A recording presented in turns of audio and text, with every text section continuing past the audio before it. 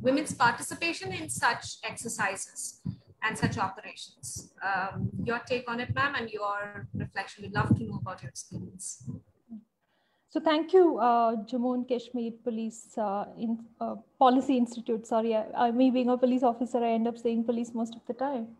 JKPI team for being so persistent in getting me to share my experience with you all. And a special word of thanks to Akhil for that really generous introduction, and Sohini for all the patience. I think I've been keeping the whole team on hold for about a few weeks now, and I must apologize for that. Well, I'm really glad to be here. I will not be taking a lot of time because of the paucity of time that we have during this interaction that we have planned for tonight. So the answer to your question is that, like, I joined the Indian Police Service in the year 2009, and I was allotted to the state of Andhra Pradesh. And back in those days, it was, even today, I think the policy still continues. It was mandatory for any Indian Police Service officer who joined the Andhra Pradesh cadre to serve or rather do the first posting in Greyhounds. It was quite mandatory for us so that all of us, irrespective of the gender, understand what goes behind planning, execution, and implementation of anti-extremist policies of the government and also of the police force. So soon after the completion of our training at the National Police Academy, all the officers who were allotted to Andhra Pradesh, we went straight into Greyhounds organization, and all of us were posted in these conflict areas. And that's how I ended up doing my first assignment as an assault commander. Well, as a lady, I'm not quite sure. I mean, if it is, because it's been a while, it's been almost 12 years since I've entered the service.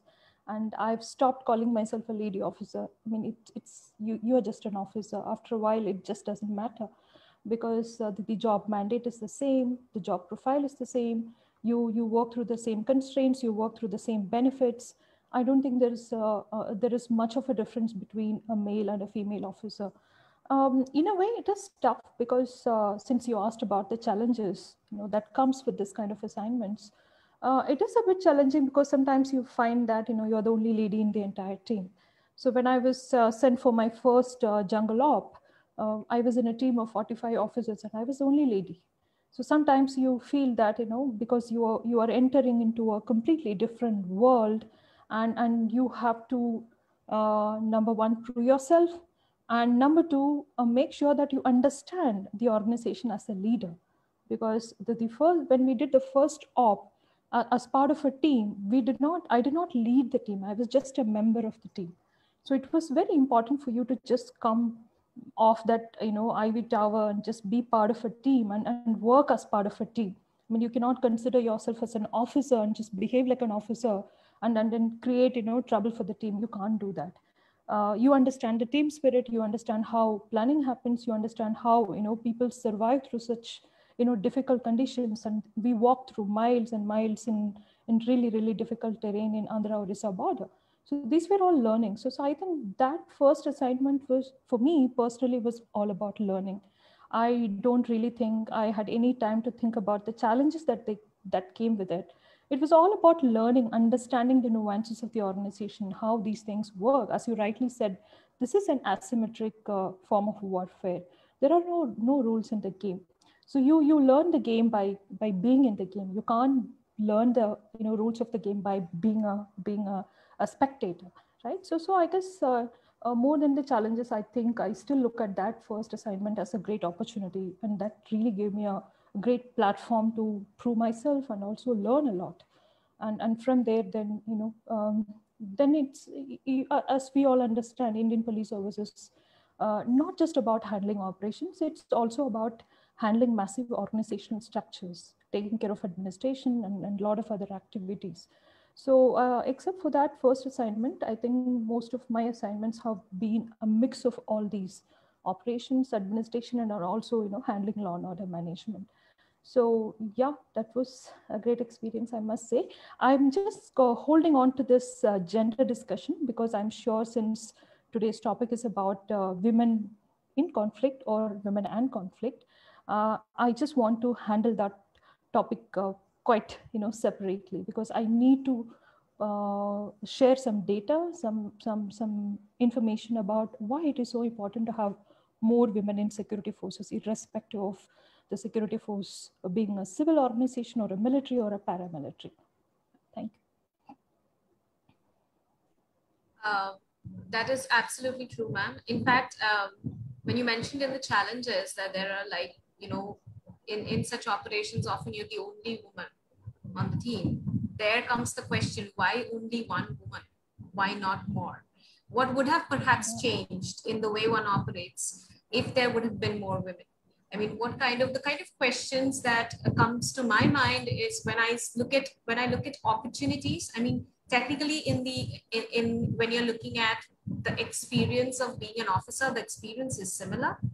All the training is similar, all the tasks and assignments are similar, but even then we see even today that there is no level playing field in terms of how many women are actually coming into the field who are there. You yourself cited that, and that's the question.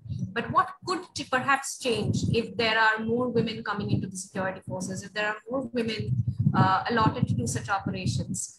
And we will be exploring that through the discussion. So please feel free to pitch in wherever you feel you wish to add a point or more. So I just wanted to move on to the second question on the other operations, other kinds of operations that you've dealt. If I have studied your profile properly, you have also worked on successful operations against women in child trafficking nexus and other organized gangs and organized crime. So in the context of women in child trafficking specifically, do you think that more women in the police force increases perhaps preventive capacity for arresting women in child trafficking? Criminals? Is it perhaps easier for women to access law enforcement bodies also if there are more women in those bodies who can perhaps empathize? What would you say? How would you look at such situation if you are to look at it from a preventive point of view and not just from a management or a punitive point of view?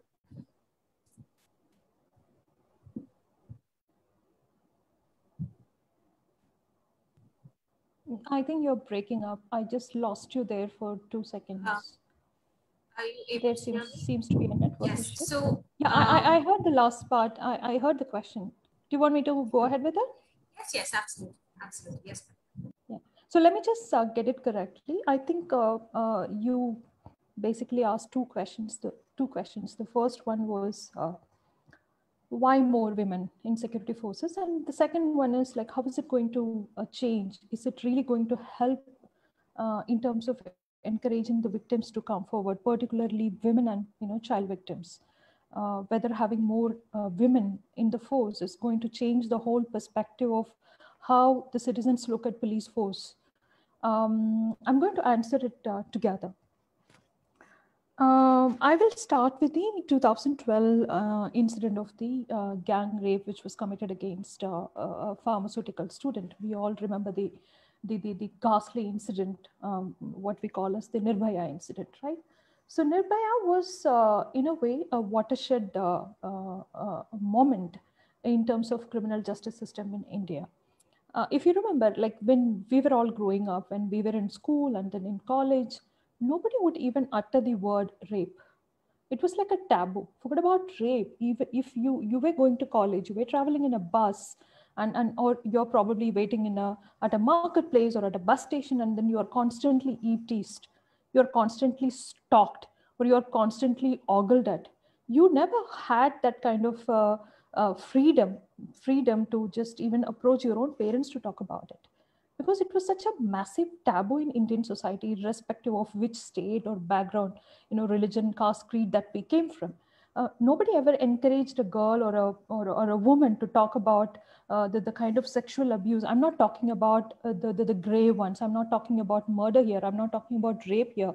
I'm talking about low-level harassment that happens in public spaces on a daily basis to every girl or a woman who steps out of her house for the purpose of education or employment, whatever it is. We were never encouraged, but 2012 changed everything. I think rape kind of, became a topic of, your drawing room discussions. The whole family could just sit and watch the television news about, rapes happening in different parts of the country, and like, how the government is tackling it, and about the new laws and everything. So cutting short the topic, I just wanted to make this point that 2012, when government took a very, very serious stand on this issue of atrocities being committed against women, and then they decided to come up with certain amendments to the criminal law, what we call as the Criminal Law Amendment Act. In public parlance, people call it the Nirbhaya Act. That made a lot of amendments to the respective sections in the Indian Penal Code. Until then, we either had, outraging modesty of women, or a rape, or a gang rape. And now certain offenses which were overlooked, for example, eve teasing, stalking, voyeurism, these things were made criminal offenses, and the quantum of punishment was increased. At the same time, a massive effort was undertaken by the government to create awareness among the public about these penal provisions. So these two things, changing the conversations around, rape and offenses being committed against women and children, and then, talking about the legal provisions available to the victims, and creating that kind of awareness, changed the whole scenario in India, in the Indian criminal justice system. So now, if you take a look at this Criminal Law Amendment Act and the subsequent acts and the amendments that came after that, most of these penal provisions require that a victim of violence, if it is a girl or a child, the child can be a male or female child, the examination has to be done by a female police officer. Now that brings us to the next question. How many female polices do we have in this country? Let me start with some data. I still remember, I think I was in my master's, I was doing my master's in computer science in Kerala, in Mahatma Gandhi University, and that was the first time I seriously started considering preparing for the civil services. This was 2001. And 2001, if you look at the data, I think that the percentage of women officers in security forces, I'm not talking about the civil police component, I'm talking about the military, paramilitary, and also the civil police component. If you put together all these different wings of security forces, the percentage of women in 2001 in Indian security forces were only 2%. And today we are in 2021. I'm sorry, I don't have the latest data available with me. The latest data, which was like compiled after a due research and all, is I think 2016, I think 2019 also, there were certain reports about the percentage of women in the police force. I'm not going to cite the 2019 data because then COVID happened. Like, I don't think a lot of work happened in that area. So let us just stick to the 2016 figures. In 2016, if you look at the total percentage of women in different security forces, it is only 7%. So from 2% in 2001, we have reached 7% in 2016. In a span of 15 years. So how much time it took for us to go from 2% to 7%? A 5% increase over a period of 15 years, right? And that too with so much interventions. And even with such small number, if you look at the public perception about the response and rather the prompt response given to victims of crime against women, I think it has gone really up. Because for the last 10 years, I've been working in law and order assignments, and maybe it is because I'm a lady, the lady victims feel more comfortable approaching me. But I've seen, at least down the ranks, things have changed. In the last 10 years, I've seen that transformation happening. Well, I must admit that we still have a long way to go, because all these police officers, they come from a society which has conditioned them in a certain way. We as a society, we are still not ready to embrace, females as equals. It is very unfortunate, but that is the, harsh reality that we must, come to terms with. So you will see that reflection in police force also. Police force is not an exception. It is just a reflection of what you get to see in a society. So there are incidents, there are actually many incidents where we get to read about, police officers not responding properly to a victim of rape or a victim of domestic violence or a victim of molestation.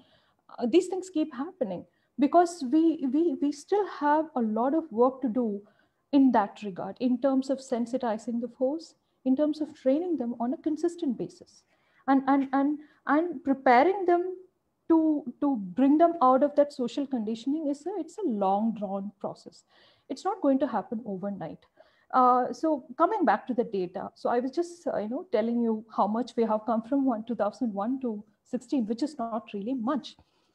And now about the interventions, this was part of your question, why we should have more women in the police forces. It's very, very simple, okay? Women constitute almost 50% of the population. Don't you think we should have that kind of a representation in the police forces also?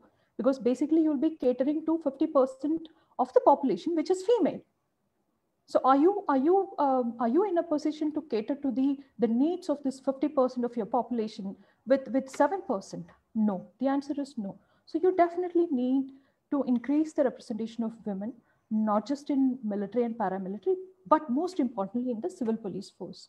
So keeping this in mind, the central government came up with this directive on 33% reservation. Eventually, Supreme Court also intervened and directives were given to different state governments, because if you look at law and order, security, these are under the purview of the state governments. It is for the states to come up with policy decisions, right?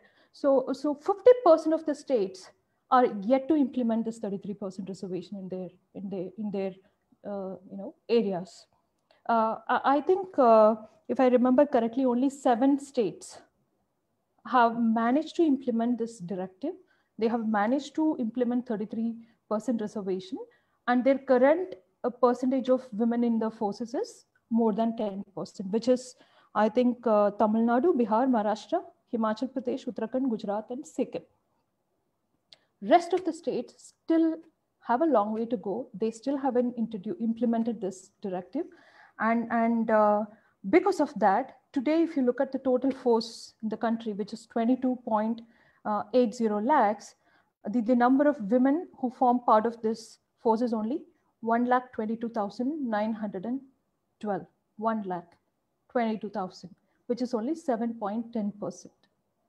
So today, we are talking about this issue in 2021, and we are looking at a figure which is less than 10%. So how much more we have to do in terms of at least increasing this number into a double digit? So we still have a long way to go. So I'll just sum it up. I think I've really taken a lot of time in answering this question because this is something very close to my heart. And also this is a very, very serious issue. This is really critical to a country's development. We are becoming a superpower. Come on, India is showing the world how to run a country. And we really need to take care of this most critical aspect of our governance, which is having more women in the security forces, right? So in terms of interventions, I think state governments need to really brace up. They need to take this quite seriously and start implementing this reservation and make the job profile look promising and encouraging to the ladies. Don't make it look, all typecast, that manly, aggressive, and all thanks to our movie, regional cinema and Bollywood, the typical profile. I've spoken about this in many forums in the past also, because this is some issue which is nobody is talking about this. You look at the profile of an average police officer, in a movie, or now we have OTT platforms like Netflix, Amazon, and a lot of shows are coming up. And most of the shows, I think, police officers, that theme is like the most preferred theme for these, these storytellers. If you look at the profile of a police officer, he has to be very aggressive, he has to be very manly, he has to be very violent, and he has to use extrajudicial means to deliver justice. Then why are you part of a criminal justice system if you have to resort to extrajudicial means to deliver justice, right? So when you give away this kind of a profile to a common population where young women are really aspiring to be police officers, aspiring to be part of security forces, what kind of message are you giving them? Do you really think that their families, their parents who come from very, very conservative background will let their girls and women out of that safe environment they have and just go and pursue a career like that. They will not, because you're not giving the real picture of the real profile of the job. It's not how we work. We don't throw like 10 people into air and we don't just start shooting at people randomly. That's not how the security forces work. At least I'm being a member of a civil police organization. I can vouch that we need a lot of patience to be in this organization, because handling citizens with thousands of demands, it's not easy, and people are very smart. Most of the time we overlook the intelligence, the cognitive abilities of the population. So it is time we took this very, very seriously, increase the representation and make it look promising and encouraging. That is very important. Thank you. Ma'am, I would just only request you, please don't think twice about sharing more of your wisdom on any particular topic that actually speaks to you, because what we are looking to achieve from this discussion is to learn from your experience. So it's not just about the data, it's also about ground experience, because like you rightly said, the projection of a particular role or a particular career is all that popular media is peddling, but then nobody actually knows the real story that is happening on the ground. And that is where we want to address those gaps and discuss those gaps while keeping real life experience as something of a context. So more of a, you can say, case study approach, which I think is anyway more suited to actually drive change, to actually promote more implementation and actual behavioral change. So having said that, there is another very important and interesting aspect to your experience and profile that we would want to discuss, which is you have promoted collaborative policing efforts and citizen-oriented policing. Can you tell us more about how such techniques can aid making the world safer for women, and how that can actually probably encourage more women to consider maybe a career in the security forces or becoming part of security organizations in some form or the other? I think that brings us back to the same discussion we've been having for the past, half hour. Why collaboration? Two reasons. One, when I took over as the district police chief of our district in southern Telangana, the first thing I did was to take stock of the total number of force that was available. And second was to understand the social issues of that area. So we did this massive exercise of understanding the community, the social issues they were facing, and the community felt needs. Like, what was the expectation of the community from the police officers? So this exercise took a while. And when I sat down with my officers to plan for this like really ambitious idea that I had in my mind, that we can cater to every single person in the district, and we can implement people-friendly, citizen-friendly policing interventions, and make sure that that gap which has been existing for many years between cops and community can be finally be bridged, and we can bring people closer to the police organizations. So when we did this exercise, when we were actually doing this, analysis of, how many police officers can be deployed for taking up citizen-oriented activities in all the villages, we were really shocked to know that we didn't have a lot of officers. Given the size of the district, given the volume of the social issues that came to our notice, it was quite impossible for us to even think about addressing one issue. Like, if you want to eradicate, for example, child marriage, in the district that I was posted, child marriage was very rampant. It was very common. I mean, you could just, randomly walk into a village, randomly walk into a house, and you will invariably come to know that the girl was married off probably when she was 13 or 14, which is quite, socially accepted. And I've seen even educated parents. I still remember the first child marriage intervention that we did. The father of the girl child was an employee in the local revenue department, a very, very educated man, and the wife is a school teacher. Yet they decided to marry off their girl, who was only 14 years of age at that point, because they thought a girl child was a burden to them. Right. So when we first took up this issue of child marriage, and we launched this campaign called Saving Child Brides campaign, we realized that we don't have enough police force. Someday you might send a team and they would just go around the villages creating awareness, talking to people, trying to rescue these, victim girls who are being forced into marriage. And the next day, that, there is a massive law and order issue happening and you have to, redeploy the force there, or some VIPs coming, or some security issues happening. So you cannot focus on an issue on a daily basis. So that is when I realized that we cannot handle these issues without the cooperation from the citizens that we are serving. So that is how collaboration as an idea was born. One, because we really needed the support of the community we were trying to serve. Two, because we had a massive shortage of manpower. And I thought collaborative policing will act as a force multiplier. Because in place of deploying 5 police officers, you place 1 police officer, you take the help of 5 persons from, like 5 stakeholders from different parts of the society. It can be the local sarpanch, it can be the local school teacher, or it can be the local ASHA worker who's like the primary healthcare, center worker. And you have a team. You have a team to do the job.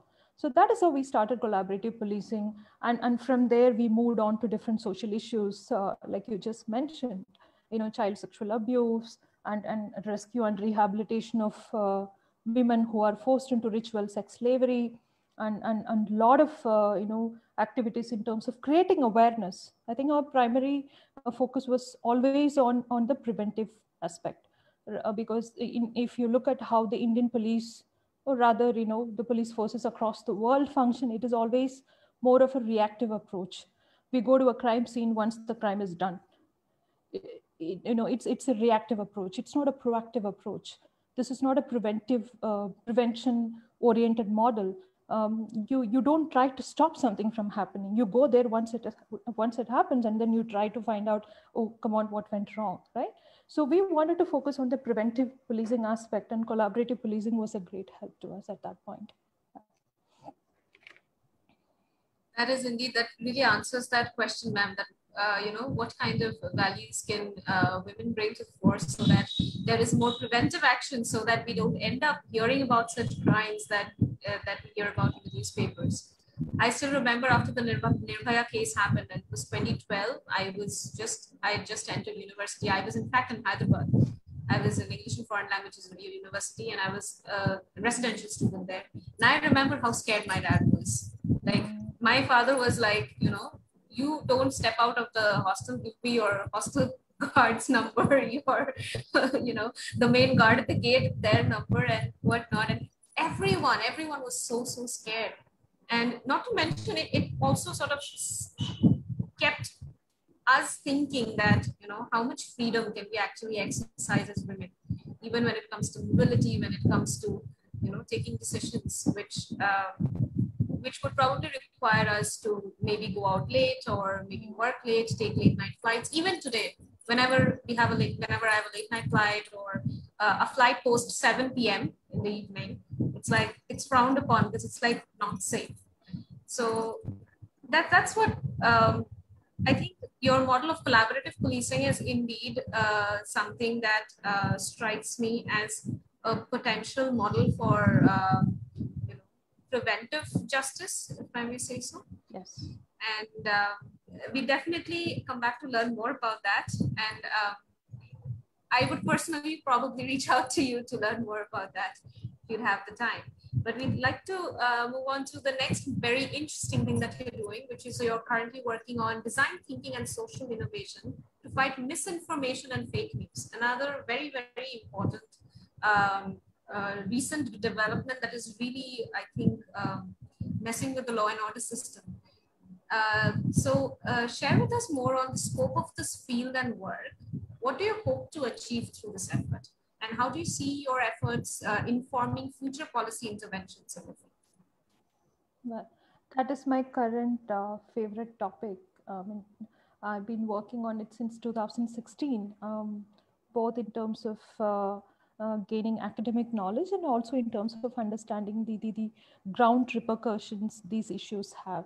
Because more often than not, you will realize that in police services, we only focus on the traditional crimes. Sometimes we start focusing on the new generation, or rather the new crimes that we call them, but we don't really have the luxury of time, manpower, and resources to focus on these new challenges that keep happening every day. So this 2018 was a great turning point in my own career, because I could just see this firsthand and then experience it personally, like the amount of the damage social media platforms can cause to peaceful communities. So we have to do something about it. I'm not going into the details of it. It is available in public domain. So if anybody is interested, they can just go and read about it.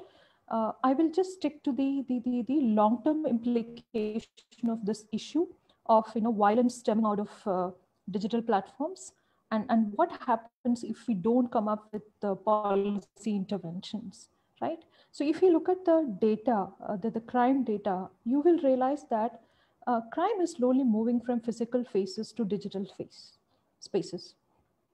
Earlier, if you talk about crime, we used to talk about murders, robberies, theft, rape, and now it's all about cheating, like on a massive scale, and online stalking, cyberbullying, child pornography, and people being bullied or blackmailed with the threat that their nude pictures will be posted online. And it starts from even schools and colleges, and it's there everywhere. It is there everywhere. Well, thankfully, a lot of police forces are working towards this, cyber crime interventions, but we still have a long way to go. So misinformation in particular is something, if you don't try to stop it at the right time, it can even lead to loss of lives. That's what we've seen in 2018 and 19, when we saw the mob lynching incidents happening across different parts of the country. Nobody imagined that a simple WhatsApp forward will end up killing a lot of people. Innocent lives were taken away by just one small video, a less than 1 minute video, which was being circulated in different WhatsApp channels. And that ended up claiming, I think, maybe like more than 70, 80 people died in different parts of the country. And we had absolutely no idea why people would kill each other just by watching a video without even looking into the veracity of it, whether this malicious content is from a trustworthy source, whether it's from a credible source, whether what is being projected, what is being shown is actually true or not. We didn't have the time and patience. People just jumped into action, picked up arms, otherwise innocent people, otherwise common citizens. They just picked up arms, and then they just started lynching people over child kidnapping rumors, over gangs, like criminal gangs. And so this is when we realize that if you don't start working on preventive strategies, these issues will slowly grow into bigger crimes, and then there will come a point when it will become really hard for the law enforcement agencies to handle them, because you're not prepared, because you don't quite understand what is happening.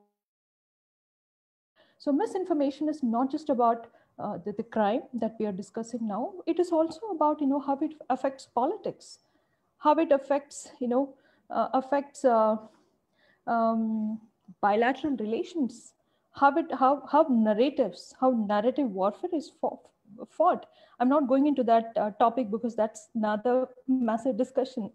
And it is very important for us to have a strong hold over these actors, these I don't even know what to call them, these actors with probably some really malicious intention, and that they want to use these digital platforms to create unrest in peaceful societies, and just pit people against each other so that they end up killing each other.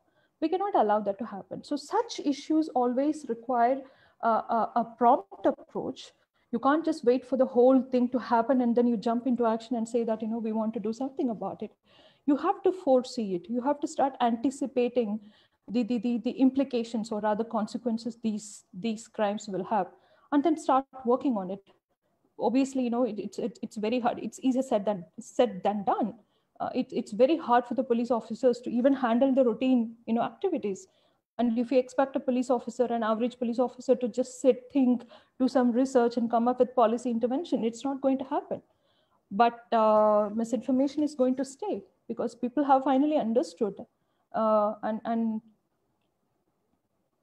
Is there a network issue? Are you We are able to? able to hear you. Yes, Oh, yes, absolutely. okay, yeah. So yeah, so that was the reason why we started working on it. I had a team which was very good. So they understood my vision. They were quite supportive. And every time I was posted to another district, we made sure that these campaigns continued. And like I said in the beginning, as part of my academic interest also, I started reading and learning more about the topic because this is important. This is going to be a major cause in the future, not just in the criminal world, but also in politics and in many different sectors. So we must address this issue. Yeah. Thank you so much, ma'am. We would love to know more. And again, we will reach out to you to know more about this so that we can conduct more research and also assist you in the work that you're doing. The last question that I have is more of a more of an invitation to reflect, which is that if you would have to share something from your experience as a woman in law enforcement and security and the field of security, what does it mean to you to be a provider of security and the keeper of law and order? Like, how does this role help you support women empowerment and gender equality? I think the last part is pretty much something that we've discussed, but we'd really like you to reflect on what it means to you to be a provider of security and the keeper of law and order. Well, I think, me being a lady officer, the first thing that comes to my mind is that you're actually making it easier for the women who are going to come after you. Young women who aspire to be police officers, by dint of sheer hard work or determination, by putting in consistent hard work, you have to prove a point that every woman can do this job. I mean, it's not a very, we all know that law and order is the least gender diverse of all the public sector jobs in India. So it is not common knowledge so that, an average girl can just, reach out and gain more knowledge about this job. So by doing your job well, you're actually making the job profile very interesting for these young girls who aspire to be part of security forces. That's one thing that I can think about, which eventually give way to a lot of women empowerment, the most cliched word that we use. So this is probably like one small tiny step towards that. The second thing is, well, crime against women has always been seen through the prism of honor in India, right? You are raped, you go home and you tell your parents that somebody raped you and you would like to go to the police station to report it. The first response that comes from the family, I know of a lot of families, because that's like almost a routine job to convince the families to come forward and lodge a complaint. And the response that this girl victim gets from the family is that no, sabko pata chal jayega. If everybody comes to know that, then it'll be a matter of shame for the family. So the family honor comes first, than the girl's self-respect. The fact that her body has been violated against her will takes a back seat, and the family's honor takes the front seat, right? So finally, we have started looking at crime against women, not through the prism of honor, but through the prism of justice, right? So now I think by getting more women into security forces, you are looking at a gender responsive justice system, right? We always talk about criminal justice system. Let us now talk about a gender responsive, a gender sensitive justice system. And I think this is going to be the most important, a major step in terms of achieving it. So these are the two things that I can think of, as a lady, what is your contribution that comes with the job. I think these two things are really important. And when you have more numbers, definitely more the merrier. When you are more, the strength becomes more. And then you are able to drive through these initiatives also. Like I said in the beginning, when we were talking about Nirbhaya incident, all the laws and the amendments that happened to the penal sections, they all call for female police officers for examination of the witness, production of the witness for medical examination, production of the witness in front of a judicial officer, for escorting the victim, we need female officers. So to truly to implement these new laws, legislations in true letter and spirit, we need to have more representation of women in the security forces. And eventually that will give rise to a very, very, very gender sensitive society. And I'm sure in the long run, we can definitely achieve that. It might, sound and look very hard at this moment, especially we being ladies. I think we understand it better. But it is not something which is not achievable. We can definitely achieve it if you keep working at it. Like I always talk about consistency, be it your work, be it your personal growth, be it your professional growth. If you consistently work at something, it is definitely going to happen at some point. So we can truly hope that, there will be a time when our society will become more gender diverse, gender sensitive, and we will be truly able to achieve a gender responsive justice system. Thank you, ma'am. The way you reflected on the prompt leads me to just one question further, which is when you spoke about how women are often viewed and their experiences are viewed through the lens of honor, and that's true. And often not, when they are violated or something happens that is against their will, their consent, and they're not able to speak up because of the diverse pressure around about everything that comes with the whole honor element. So what would you say is the relationship of an understanding of what consent is with the whole word empowerment? I mean, we talk about power, but there is no power to express consent. There is no power to act when there's a violation of consent. And all this is very structural and cultural. This is a sort of structural and cultural violence, which is often normalized. And it is normalized to this day, even in urban societies. Many a times we hear about a lot of acts of domestic violence, a lot of acts of abuse that takes place at home. And women have to keep shut. Women have to hold up the face and honor of the family and not report, not act on it, not talk about it, not maybe discuss it in any public platform or in any way in which expressing something actually helps release the trauma. It helps one to make sure that they are doing something about it. But there is so much of restriction and cultural and familial pressure to not act, to preserve consent, or to be sensitive to the consent of women. What would you say is power then for women in Indian society, or rather in South Asian societies, if I may say so? What would you say? Because you are somebody who's in law enforcement. You see this every day. You have seen cases of unreported violation. You've seen cases of violation which was reported or which under investigation probably emerged. What would be your message to women who go through this every day and they have to negotiate somewhere to hold communities together, maybe hold their families together, maybe to act for the welfare and betterment, and to, even sometimes prevent something worse from happening? Like sometimes there are also, there's outbreak of violence over in between communities over acts or certain reports. You would know, like particularly true with women from one community or the other. What would be your message to women? How do we women negotiate this terrain where we are at once tasked to hold communities together? We are keepers of our culture, we're keepers of our tradition, we are supposedly the honor of the family and our communities, but at the same time, we do have the right to access justice. We have the right to act in a way that is that legally supports our consent.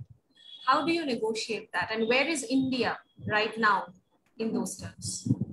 I'm so sorry, ma'am. This is, I know, a very heavy question. No, I'm just trying to process the whole thing. I think you have pretty much answered the question, while you were describing the question. Well, we live in India. Since you you were talking out of the context of South Asian countries. The other South Asian countries are not really very different from India. We all have almost a similar culture and cultural context. Culture always takes over consent. So this C takes over that C. And especially when it comes to females, consent is, I don't even think it is part of mainstream discussions. I think, it has become a very quite recently we started talking about consent. I don't really think even when I joined the police forces, people were talking about consent. I mean, we read about it, we studied, we were trained because it is part of the Indian Penal Code. So we knew about coercion and consent, but it was never part of, mainstream discussions. Nobody ever spoke about consent. And today we are speaking about it, and obviously there will be a lot of resistance because you are trying to break something which has been built over many centuries. It's a multi-generational glass ceiling. It is not easy to break it. So as women, you wanted me to give a message to these women who are trying to break this, right? Let me just tell you something. It is not going to be easy. Nothing comes easy, right? The moment you realize this, you will be mentally and physically be ready. You will have that kind of a resolve and determination to stand up for it and keep fighting it. Like I said, consistency really matters. Even in terms of breaking the gender glass ceilings, it matters. And it's not about just making some fancy statements and just forgetting about it and just moving on. It is not. You have to make it part of the mainstream conversations. Start implementing it in your own homes. I think everything starts from this basic social unit called a family, right?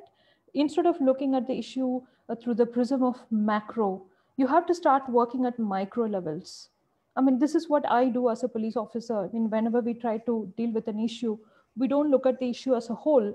We break the issue into different issues and we start tackling them one after another. That makes it very easier for us to handle the issue. And at least out of the 10 different tiny issues, you will be able to solve at least 6 issues, right? So it is not going to be easy. So I want all of you to be mentally prepared. If you want to come out of it, if you want to break the shackles and come out of it, and if you're aiming at an egalitarian society in terms of a diverse society, you need to have a lot of resolve, a very strong resolve. You can't just expect the society to just jump in and make it all easier for you. It is up to you to fight for it. If you're not going to talk about concern, nobody is going to talk about it. And this is the very funny thing about gender equality and justice, equal justice for everybody. Let me give this very common and very simple example that is part of our work. Domestic violence.